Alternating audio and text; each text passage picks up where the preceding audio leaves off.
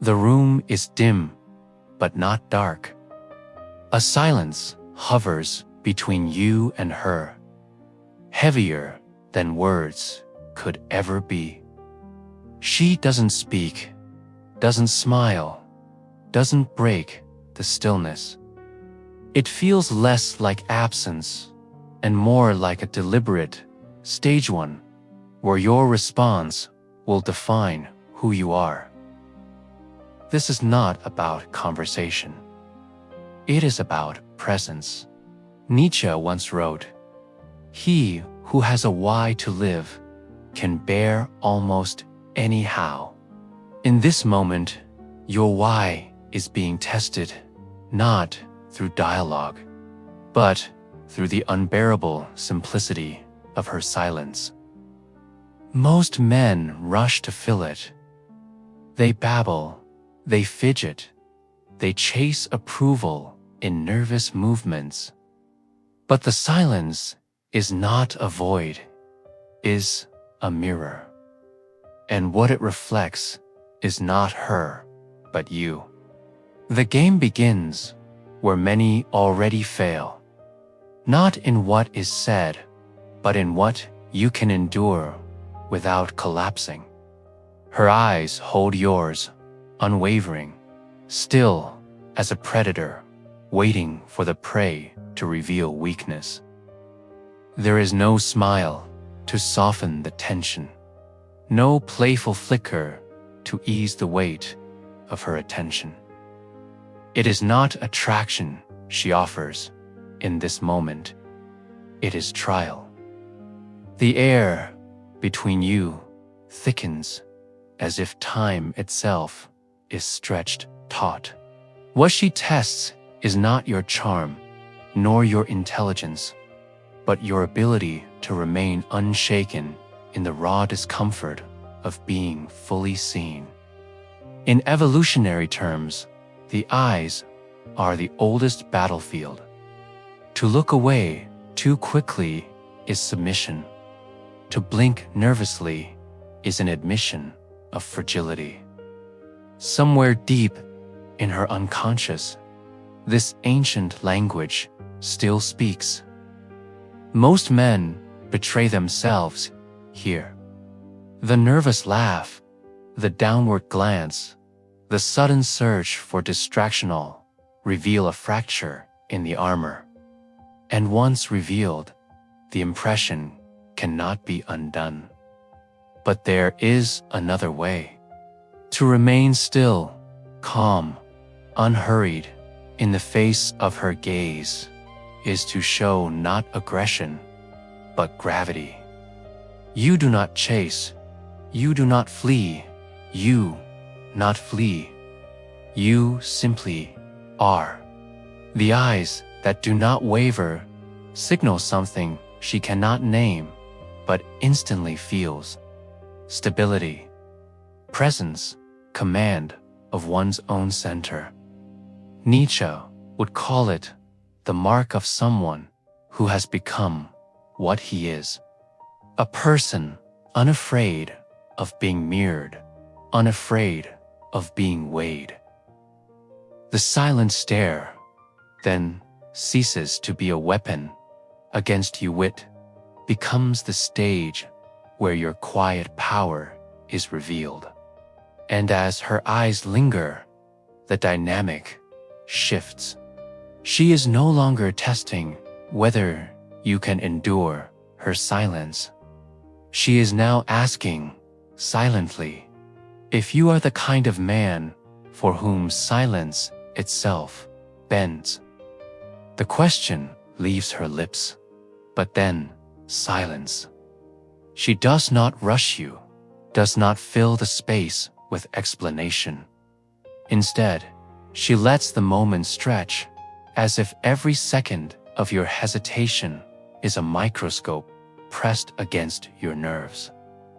The pause is not accidental. It is designed to see what you do when the air grows heavy. Inside the human mind, silence is not neutral. It activates tension, provokes anxiety, awakens the primal urge to escape or to respond quickly in order to restore equilibrium. The body wants to move, to speak, to fill the gap. And yet, in that compulsion lies the trap.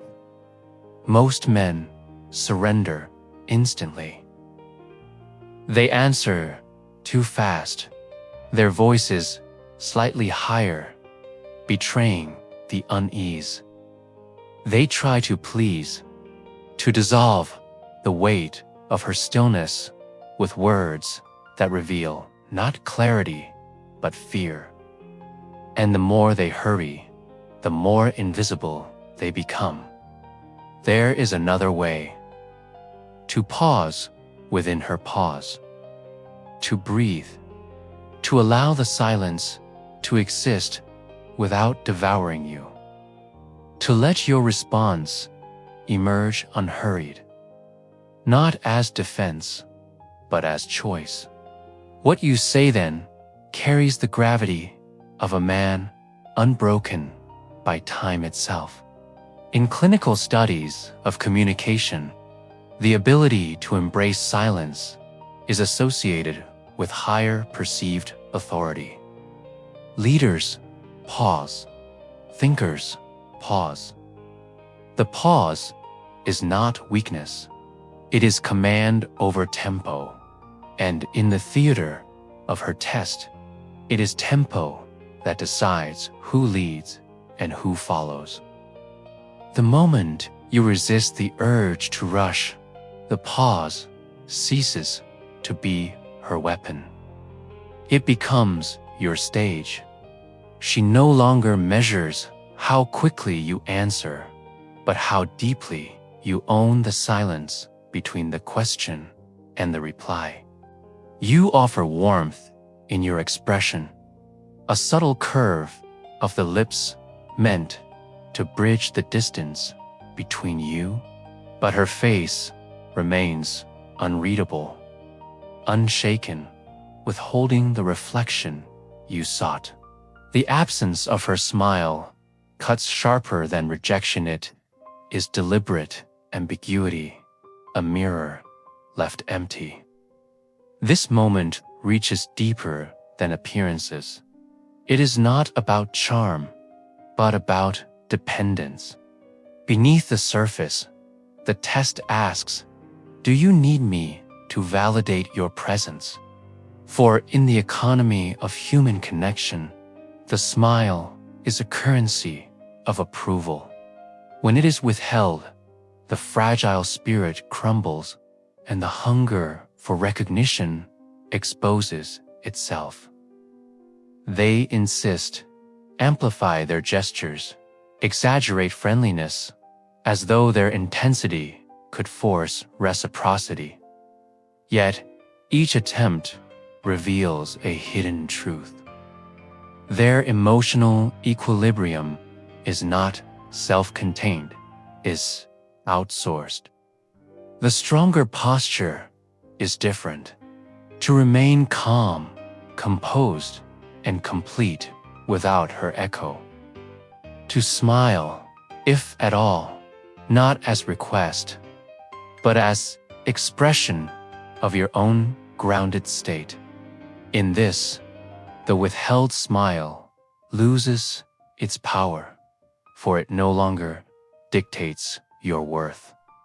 Neuroscience teaches that microexpressions are contagious, but only when they resonate with inner stability. A smile born of need feels hollow. A smile born of sovereignty carries weight, even if unreturned. And in that weight, perception shifts. What she withholds ceases to matter. The absence of her smile no longer diminishes you, it magnifies the mystery of a presence unshaken by absence. The very act of not needing her reflection turns you into the mirror, she cannot ignore. Her words come swiftly, sharp and precise, contradicting the statement you just made. It is not mere disagreement. It is deliberate friction. The tone is calm, not hostile. Yet the weight is unmistakable. A probe into your certainty, a strike against the foundation of your conviction. At its core, this test is not about facts, but about stability. In human dynamics, contradiction serves as a lever, reveals whether belief is anchored in truth or merely borrowed for the moment. When challenged, the insecure unravel quickly, exposing the fragility beneath their confidence. Many stumble at this point. Some rush to defend themselves, voices raised, anger thinly veiled beneath their words. Others shrink, retreating into concession, abandoning their ground in the hope of regaining favor. Both betray weakness. One collapses into aggression, the other into surrender. Yet strength reveals itself in another form. To acknowledge her challenge with clarity, to hold your position without trembling, to stand firm without hostility. It is not about overpowering her argument, but about embodying congruence, the alignment between what you think, what you say, and what you project. Philosophy reminds us that contradiction is the crucible of authenticity. Kierkegaard once suggested that truth is found not in avoidance of tension, but in living fully within it.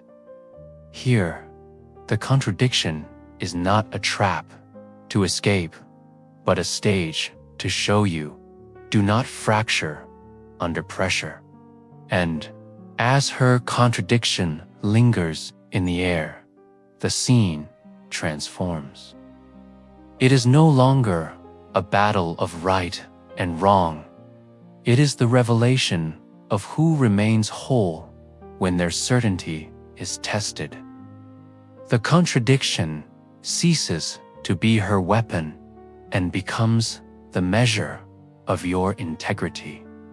Her hand moves as if to reach you, a faint brush of connection just beginning to form. Then it stops. The gesture withdraws, unfinished, leaving an echo in the air, heavier than the contact itself. What remains is not the touch, but the question it carries.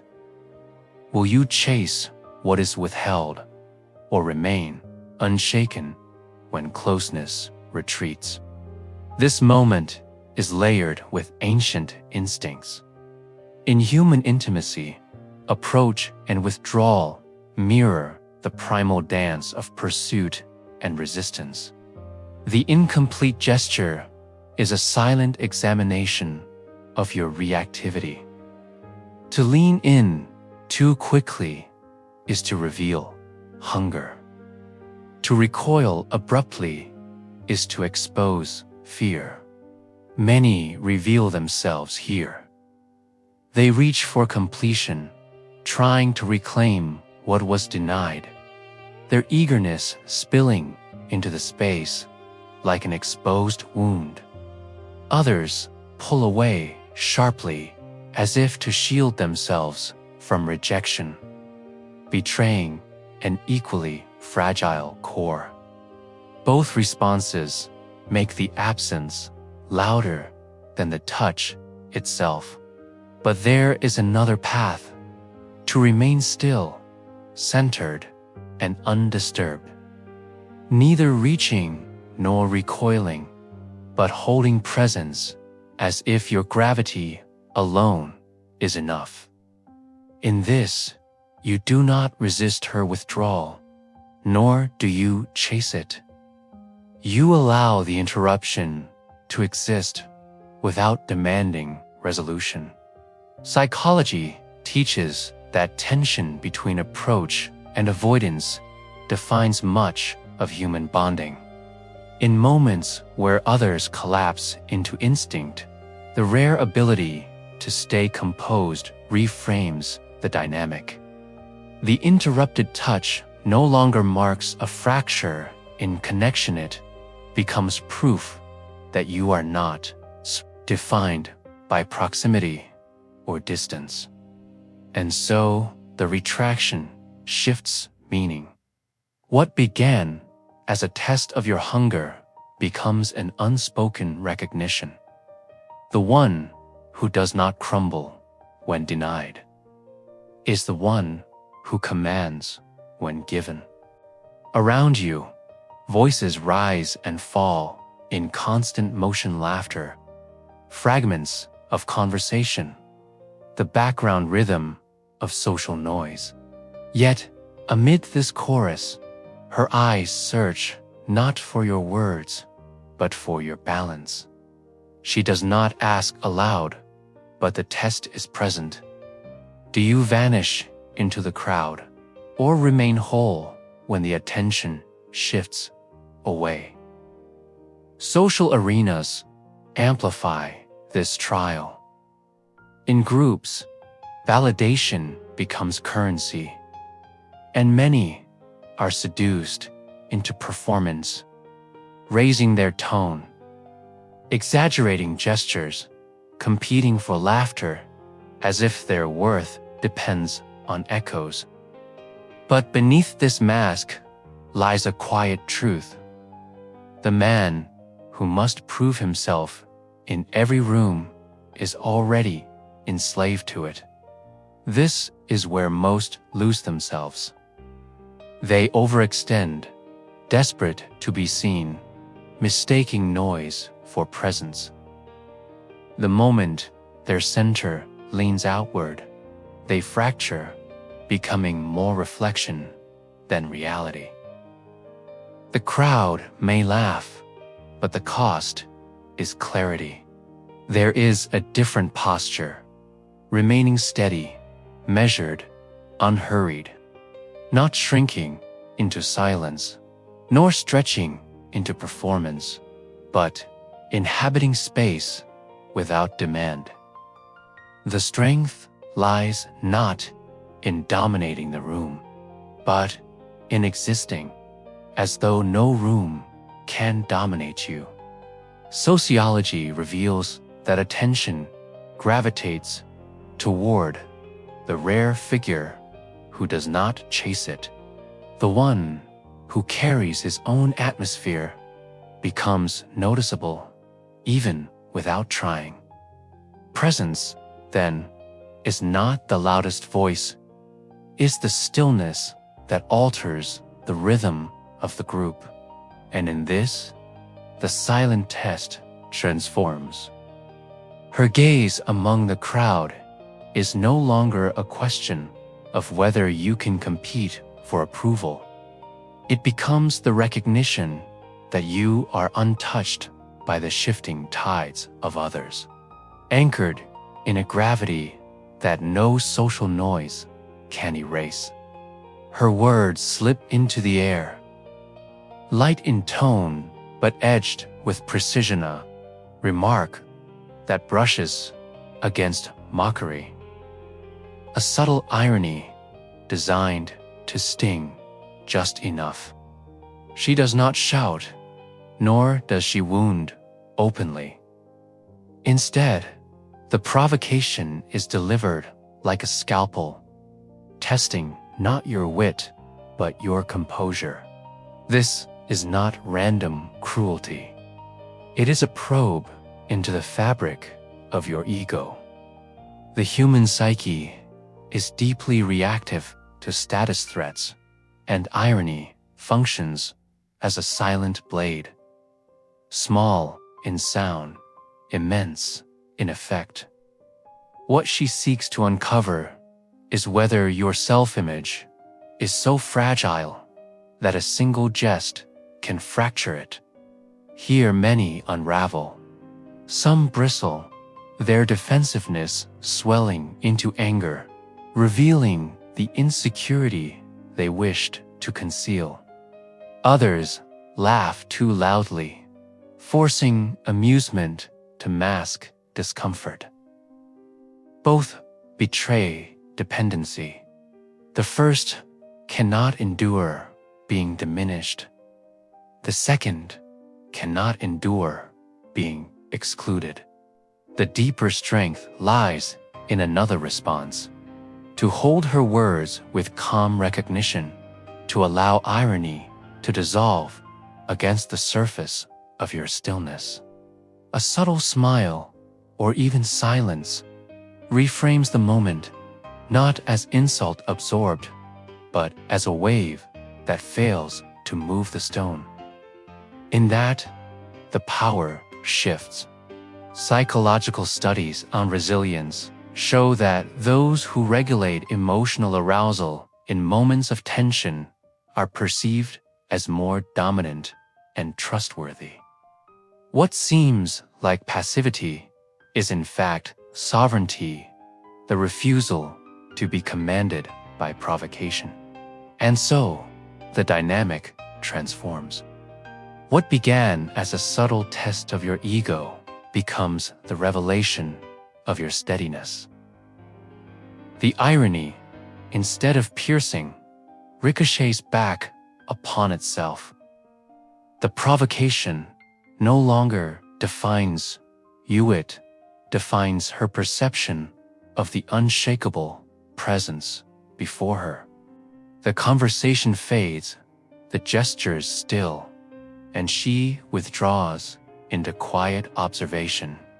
No questions, no smiles, no provocations, no silence. Lay the weight of her silence pressing against you like a veil. It is not absence, but intention, a final measure of whether you can exist unshaken when there is nothing left to grasp. This moment strikes at the core of human vulnerability. Silence, in its purest form, exposes the deepest anxieties. Fear of rejection, fear of invisibility, fear of being left alone with the echo of oneself. Most will rush to fill the void, scattering words like pebbles against an endless well, desperate to hear something bounce back. And in that rush, they reveal their dependence, their worth, their rhythm, their sense of self-fall, chained to her response. The silence becomes a stage for their collapse, the proof that without external confirmation, they cannot hold. Yet, there is another path: to meet silence with silence, to breathe within it as if it were air, not threat, to remain still, not in passivity, but in command, as though the absence of her words adds to your presence rather than diminishes it. In that stillness, you no longer resist the void, you claim it. Carl Jung observed that what we fear most to confront is often what defines us. Here, the silence is not hers, but yours reflected back. If you break beneath it, you were never whole. If you remain, the silence itself becomes your ally, amplifying the aura that cannot be borrowed, only embodied. And so the final silence transforms. It is no longer her test of you, but your silent declaration to her. I am not defined by what you give or withhold. I am defined by what remains when nothing is given at all. When the silence lifts and the game concludes, what lingers is not her test, but the revelation it carved into you. For every withheld smile, every contradiction, every pause was never truly about her. It was about the mirror she held, one that reflected the fractures, the hunger, and the shadows you carry within. Jung wrote that the shadow is not what we reject in others, but what we deny in ourselves. In the dance of these unspoken trials, what is revealed is not her power, but the parts of you that tremble in its presence. The need for validation, the fear of being unseen, the compulsion to prove. Each reaction you failed to master was not failure with her, with yourself. And yet, there's transformation in this confrontation. The same silence that exposed you can also refine you. The smile withheld becomes the call to generate your own. The contradiction forces you to stand on conviction, not convenience. The absence of touch demands that you embody completeness, even when no one completes you. This is the deeper current beneath the so-called game. What appears to be trial between two is, in truth, the forging of one. The measure is not whether she accepts you, but whether you can stand unbroken before the mirror she holds. Nietzsche would remind us that power is not domination over others, but mastery over the self. And here, in the silent crucible, she presents that mastery is tested without mercy. To endure is not enough. To transform is the only true victory.